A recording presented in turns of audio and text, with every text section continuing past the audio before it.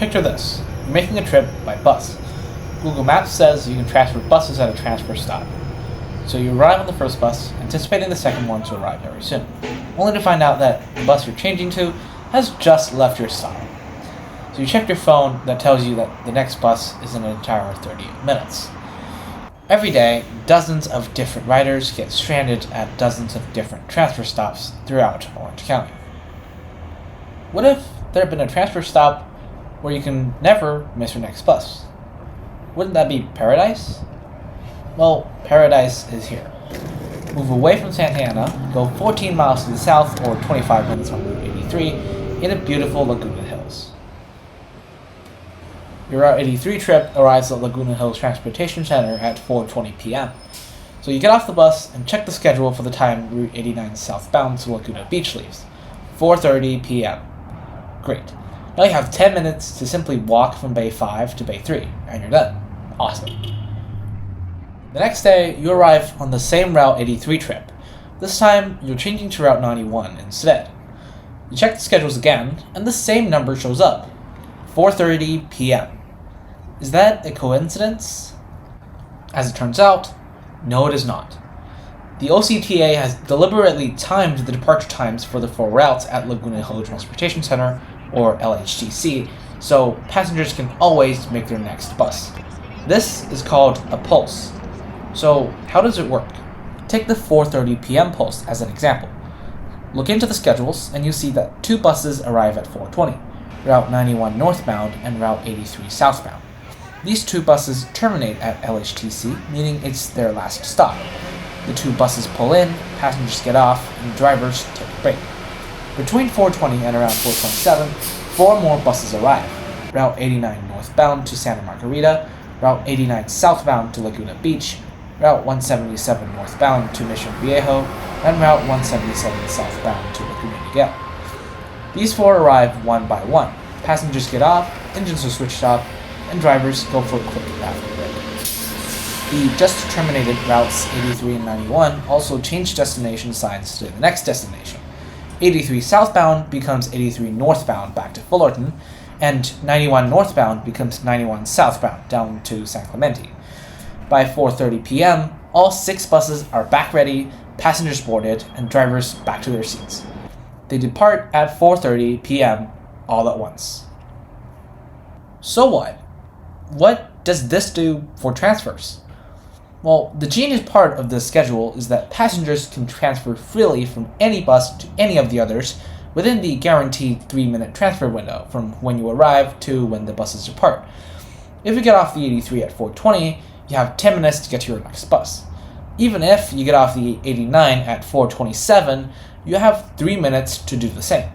The transfer window ensures even those arriving on the last arriving bus in a pulse can connect to any other buses.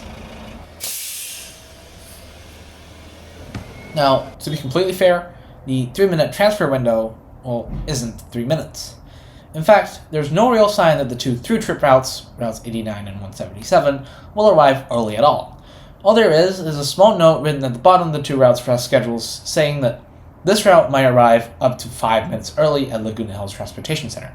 It will wait for other buses to ensure better connections. So, how do I know they're designed to arrive early then? Well, if you put the 2 route schedules from 2020 and 2026 side by side, you'll see a massive difference in travel time. On Route 89 northbound, the stretch from El Toro and Moulton to LHTC was given 8 minutes in 2020, but that time was padded to 17 minutes in 2026, an entire 9 minutes of padding. Route 89 southbound and 177 were given similar levels of padding, so they're actually meant to arrive closer to point 20 than point 27. But in realistic operations, that arrival time is flexible, and the latest arrival I've ever seen was point 27 from an 89. There had even been cases where a through route like 89 arrived before a terminating one like 83 did. So it didn't really matter who came first. They all just had to pull into the station with enough time for passengers to transfer. That kind of pattern doesn't just happen once an hour. Route 83, 91, and Route 89 during peak hour run in 30-minute frequencies. At every half hour, they join the pulse. What about other times when they arrive at the top of the hour? Well, take the 5 p.m. pulse just after the 4:30 one. At 4:50, two buses are scheduled to arrive at the station, Route 83 southbound and Route 91 northbound. They terminate here as usual. Then, at some point in the next few minutes, two more buses arrive, Route 89 northbound and Route 89 southbound. Their arrivals are informal and never mentioned in a specific minute in the schedule, just like the earlier bus. Then, the four buses sit at the station for a few minutes until their scheduled departure time at 5 p.m. At 5 p.m., these four buses depart at the same time. It works exactly the same as a full pulse, just at a different time with different participants. And it's not just the weekdays, too. On weekends, the pulse still runs, just with fewer participants. On Saturdays, a full pulse happens at the beginning of every hour, and half pulses happen at every half past. A Saturday full pulse only sees 5 participants rather than 6 in a weekday full pulse, with Route 177 only operating the portion north of LHTC. Routes 83, 91, and 89 in both directions participate as usual.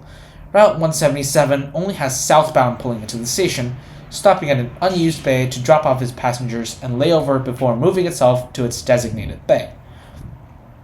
Saturday half pulses only see 2 buses, Route 83 and Route 91. They're both terminating. On Sundays, all routes except Route 83 run in 60-minute frequencies, with full pulses happening every exact hour. Route 177 doesn't run at all on Sundays, so participants are routes 83, 89 northbound, 89 southbound, and 91. These 4 buses will meet here every hour as usual. Half pulses, well, they're not really pulses, with only Route 83 pulling in, parking for a while, and leaving alone. So, this is an elegant piece of infrastructure. It really is. But where did it come from? Well, all of this originated from a study done by the OCTA in 2022. The Making Better Connections study in 2022 literally did make better connections. The study's goal was to restructure OC bus service to provide better experience. In its initial service change draft in May 2022, OCTA mentioned under routes 83, 89, 91, and 177 to provide timed connections at LHTC. Although many things have changed from the initial service change draft to the final change plan, the line to provide timed connections stayed there. Then, in the February 2025 OC bus service change, timed connections were officially implemented at LHTC. Since then, 6 buses will pull into the station, park together, and leave synchronized. But why is this such a big deal to OCTA that they had to explicitly mention the connection and preserve it throughout the study? And why is it South County that gets it? The answer is because it's South County whose routes run once every 30 minutes at best, more than 60 minutes at worst. In North or West County, missing a bus means less than 10 minutes of wait. In South County, missing a bus can mean ruining your entire day. That's why time connections are so important in South County, and seeing people flowing between the 6 buses at ease is really an improvement and an accomplishment.